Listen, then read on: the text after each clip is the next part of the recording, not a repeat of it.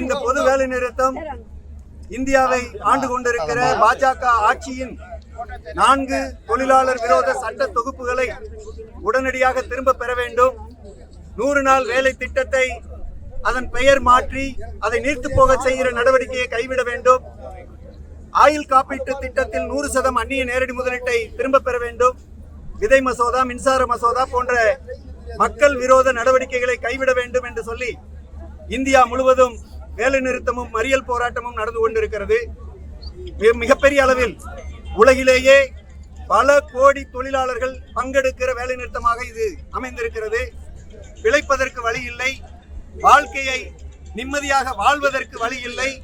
சட்டங்களை நீர்த்து போக செய்து தொழிலாளர்களையும் வேலை தேடும் இளைஞர்களையும் குழி தோண்டி புதைக்கிற மோடி ஆட்சியின் கேடுகட்ட கொள்கைகளை எதிர்த்து நடக்கிற இந்த போராட்டம் நாடாளுமன்ற கூட்டத்துடன் நடந்து கொண்டிருக்கும் போதே இது எழுச்சிகரமாக நடந்துட்டு இருக்குது.